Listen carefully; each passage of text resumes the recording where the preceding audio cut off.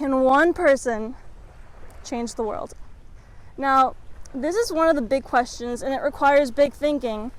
And if you stick with me throughout this video, you will learn what a person like you can do to create the change that they wish to see in the world. And I don't care who you are, a teacher, garbage man, a dentist, a kid, whoever. And you don't even need to be rich or famous or lead some big organization to do it. All you need is the courage, the imagination, a sense of urgency, and a burning desire to get stuff done. So for starters, we must recognize that there is more than one world that a person has the potential to impact. John Maxwell, in his book Change Your World, refers to these as the 8 streams of influence, and they include government, healthcare, education, business, media, arts, sports, and religion. Now, I actually believe there are more than 8, such as technology, scientific research, the environment, and social justice, and even more. But just by looking at this, we can start naming people who have changed the world in these areas, right? We've got people like Jeff Bezos, Nikola Tesla, Albert Einstein, Greta Thunberg, Beyonce, and more. So the short answer to this question is yes, absolutely. One person can make a difference, no doubt. Now I know what a lot of you guys are thinking, but Ari, I'm no genius. I don't have any special gifts or talents. An ordinary person like me can't change the world.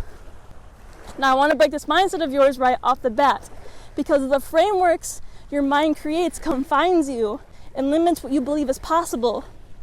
Tony Robbins says, change your thoughts, change your life. Gandhi says, for things to change first, I must change. Okay, Ari, I've gotten rid of my limiting beliefs, but now I don't even know where to start. I don't even know what the changes that I wish to see in the world. Well, here's an analogy that may really help you out. Imagine that you are on the boat in the middle of the ocean, right? And you are the captain of this boat. And these spheres of influence all represent islands in the distance. The first thing you must do is decide on which island you're looking to conquer. And there may be fog around that island, right? The vision may not be super clear yet, and that's okay. But at least you know what you're heading towards, and the closer you get, the more the fog will clear up. And if you're having trouble figuring out which island you want to work towards, here are some questions to ask yourself. What makes you cry? What keeps you up at night? Do you see a need for positive change somewhere around you? What will get you out of bed in the morning? And once you know in your heart the answer to these questions, that's when you just go after it. You just start doing it. Don't worry about being perfect, right or wrong, because it's better to fail and to learn from it than to be stagnant in that boat. You will learn as you go. Now, in order for your boat engine to run, you must have passion serving as your fuel.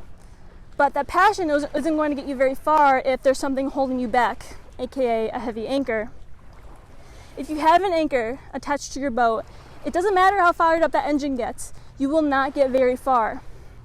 So if this is true for you, you must get down to the very bottom of whatever that anchor is, so that you can work to detach from it.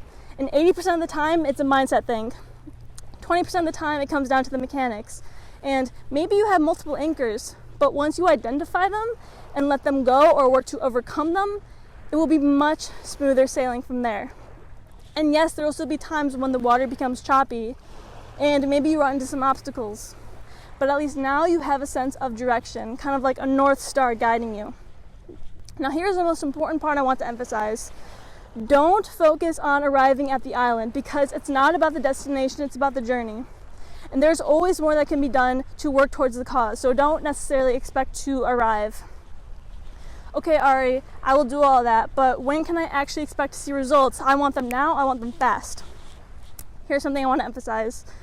Be urgent about making the effort, but be patient about seeing the results. Small action can lead to big changes because there's this whole notion of a ripple effect.